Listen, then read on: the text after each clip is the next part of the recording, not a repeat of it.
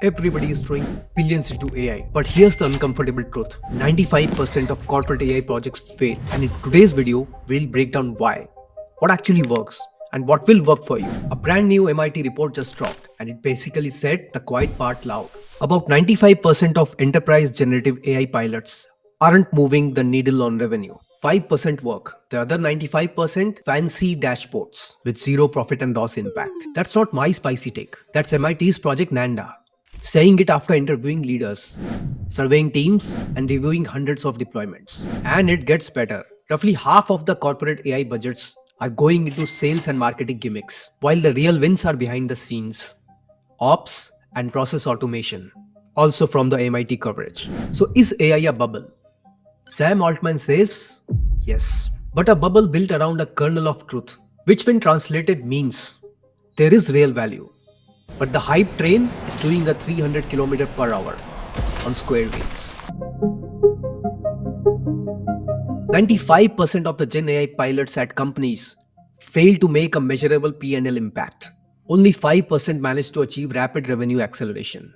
And that's the Gen AI divide. Budgets are skewed 50% to sales and marketing. Meanwhile, firms that re-engineer workflows and target ops see better outcomes. Build your own AI gets often stuck. The report notes that generic tools like ChatGPT see more day-to-day use than rigid bespoke tools because employees already know how to use them. Hype outruns integration. Tools don't hook deeply into workflows, policies, or data. MIT calls this a learning or integration gap, not a model gap. Agentic AI is immature and pricey. Even Gartner says that over 40% of AI agent projects would be abandoned by 2027 due to high risk, cost, and lack of value. The translation means the AI intern still needs a babysitter. Hallucinations equal to risk. Researchers at Stanford looked at how chatbots answer legal questions. They found that most general purpose bots make things up more than half the time. Using a legal chatbot for compliance is like asking a confident drunk friend for directions. They give you very specific street names and directions, half of which don't even exist. Economics are spicy. Companies are about to throw $1 trillion at AI, like it's a wedding buffet. But the result? Half the guests are still asking, where's the groom? And by 2030, data centers will almost double their electricity use, basically turning half the planet into one giant heater. Let's be fair. The kernel of truth is real. Customer support. In a real-world deployment, a Gen AI assistant improved agent productivity by approximately 14% and boosted customer sentiment. That's not lab demo. That's actual field data. At scale examples, Klarna's AI assistant handled close to 2.3 million chats a month. That's close to about 700 agents, while still maintaining customer satisfaction. And that's some operational saving which you can taste. In software engineering, a control study showed that developers using GitHub Copilot were able to finish a task 56% faster. Time is money, so less time means more features and less PR comments. So the pattern here is, win happens when AI is attached to a specific job, not a very vague platform for innovation. Analysts think companies will pour over $1 trillion into AI in the next few years, mostly on chips, data centers, and power. That's a great news if you sell GPUs or server racks, but not so great if you're an investor looking for quicker profits. Data centers already consume a lot of electricity, and by 2030, this is supposed to double, with AI demand alone set to more than quadruple. Think of it like this. Your toaster alone trips the fuse. Now imagine that with a warehouse full of GPUs. OpenAI's revenue is booming, but it's also projected to burn $8 billion next year. In other words, big growth, but still big losses. CFOs are sweating. Even Sam Altman admits that AI might still be a bubble, but unlike a fake fad, there are real fundamentals underneath, just like the internet in 1999. Valuation might be frothy, but the tech is very real. Here's the thing.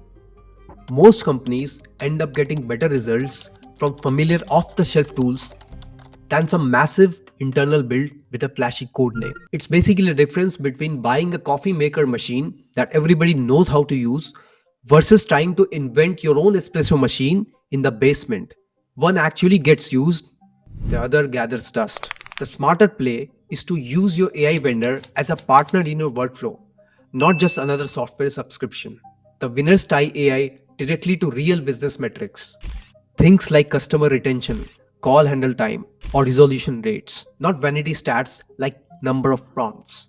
And one warning, beware of the agent washing. A lot of the so called AI agents are just fancy macros that forget what they were doing 5 seconds ago. Gartner thinks many of them will be abandoned by 2027. So don't expect magic if your agent is basically Siri with amnesia. If I had to not waste your AI budget, here's the 5-point cheat sheet. Step 1. Pick one pain. Support tickets take forever. Loan decisions crawl. PRs rot for days. Step number 2. Choose one number to beat. In support, it could be time to finish a ticket. In lending, it could be days from application to decision. In engineering, it could be hours from PR opened to merged. That's it. One number. Tattoo it on your roadmap. Get your before score. For 2 weeks, measure the real numbers without AI. Do not trust estimates. If your team says average ticket time is about 5 minutes, the actual measured number will almost always be higher, closer to 9 minutes. People underestimate. Data doesn't. Add AI to exactly one step, not 10.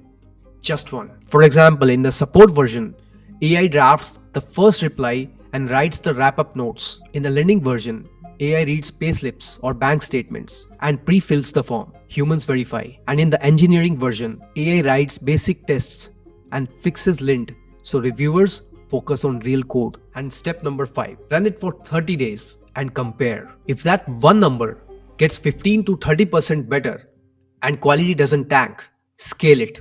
If not, uninstall the damn thing and try another approach. The trick isn't to run away from AI. It is to point it at real work, demand measurable ROI, and tune out the shiny gimmicks. Sam Altman's take is the right one to end on. It's a bubble around a kernel of truth. Your job is to find the kernel, not to worship the bubble. If you like this breakdown, hit the like button and post your AI project that ate my budget stories in the comment section. And also subscribe to Server Says, where we replace buzzwords with working dashboards.